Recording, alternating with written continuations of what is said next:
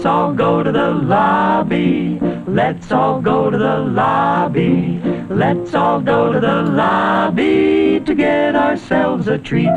Yo, what's up, everybody? It's your boy RB3 here on First Cut, giving you a first review of Avengers Endgame. Thank you for checking out First Cut.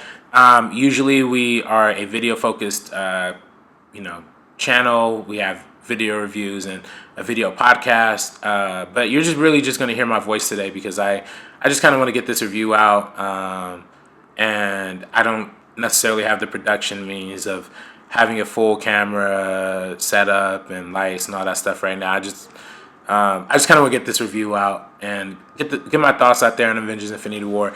I am new to this criticism game, so you're going to have to forgive me a little bit here. Forgive me if I'm a little long-winded. I'm new to this, people. Give me a break. Was fortunate enough to have a critic-like experience and seeing Avengers Endgame early. Salute to Markia McCarthy for inviting me to seeing this at the Disney lot yesterday. I was blown away. I mean, I'm not talking about the movie. I'm just talking about being on a Disney lot. I've never been on a Disney lot before. That's crazy to me, man. I personally, I grew up on Disney movies, all that, but whatever. We're here to talk about Endgame, people. Endgame, quite possibly the most anticipated movie of all time. Some box office reports are speculating that it's going to be the first movie to make $1 billion opening weekend. Reports coming from China that it's made $100 million in one day. What is this movie going to make? What is this movie going to do? What is this movie going to be? Let's talk about it. Now, listen, I am a big MCU supporter. I am a big fan of the universe that was created by Marvel Studios back in 2008 at the inception of the first Iron Man movie. And now, 11 years later, 21 films later, we have arrived at Avengers Endgame. And before we get into talking about the movie Endgame itself, I think a little context into my history with experiencing these Avengers movies is kind of key into understanding what my position going into this movie is going to be. For me, I am a big fan of the first Avengers movie. I think that is almost a perfect superhero movie, especially a superhero team-up movie, and it's something that many other franchises aspire to do. It's something that even Marvel in and of itself attempted to successfully replicate in the Guardians of the Galaxy franchise as well.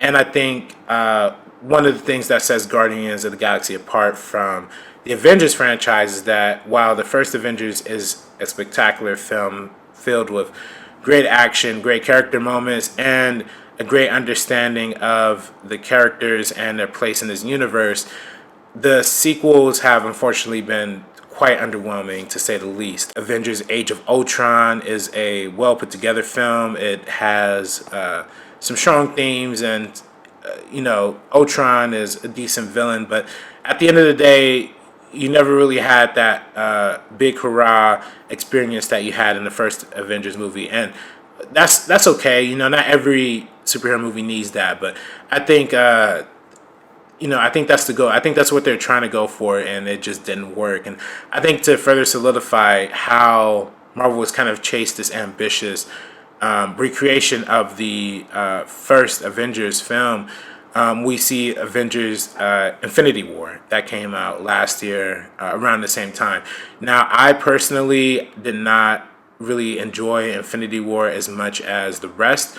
When I saw it, I still think to this day that the movie itself is not a well put together film per se. It's a great experience and it's a great event, and it's a good time watching your favorite superheroes interact with each other on screen. But I think as a movie in and of itself, the structure is kind of wonky. The CGI is kind of all over the place, and I think the repetitiveness of having a character having to make the choice of to sacrifice something or not, denying it at first, having to ultimately give up that sacrifice at the very last second and being fooled out of it got very repetitive. And I think for me, it's just like as a movie, it's not necessarily up to par with what I was looking for in the first Avengers movie. That being said, though, now we get it. But the biggest thing about Infinity War was its ending. It had one of the biggest cliffhanger endings, I think, in modern cinema history. Some would argue, of course, Empire Strikes Back as a counterexample. With Avengers Endgame, the thing that makes this stand out the most is presentation of the aftermath of Infinity War. Infinity War provided a very interesting what if scenario in the superhero genre of what if there was an apocalypse? What if there was a rapture style event? And one of the most interesting TV shows of recent memory has been The Leftovers, which is a show that deals with the consequences of having a real world dealing with a percentage of the population disappearing out of nowhere, and what would that turn the world into? The conceptualization of this world post Snap really gives you a full understanding of the place that the characters are in. But with Infinity War playing the sole purpose of establishing the stakes and the character motivations for this film, Endgame is all momentum, is all focus, is all has a very clear direction and a very clear goal as to the story that it wants to tell. And I think for an Avengers movie, that's exactly what the fans have been looking for.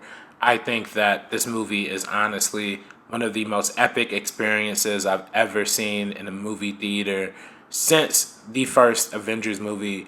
I remember when I saw the first Avengers movie in theaters when the Hulk had hulked out in front of the giant ship after saying he was always going to be angry or whatever. I I remember seeing that in the theater and everybody in the crowd applauding. I mean that's just an iconic moment in cinema history, and that was the moment that we really understood the magnitude of this universe. But while Infinity War had more principal superhero players involved, I genuinely believe that Endgame is the best representation of what the Marvel Cinematic Universe has been to this point. It has been quality storytelling. It has been great talent in front and behind the camera. It has been establishing a universe and a world that can span galaxies, time, space, and whatnot. And seeing these iconic superheroes have their big hurrah back again after the first Avengers movie is nothing less than spectacular to me. I think this is Robert Downey Jr.'s best portrayal of Iron Man that we've seen so far. I think the material that he's been playing with here is indicative of the arc that he has seen throughout the Marvel Cinematic Universe. If you recall, after the first Avengers movie where he put the nuke in the wormhole, he relived a lot of those tragic memories through Iron Man 3. He relived a lot of those tragic memories in his attempts to protect the world in Avengers 2. Again, persuaded by his motivation and his arc, he insists on enacting these Sokovia Accords and Civil War. Now, by being the starter and the culminator and the central arc of the Marvel Cinematic Universe, Robert Downey Jr. has always been the face of where the MCU has been.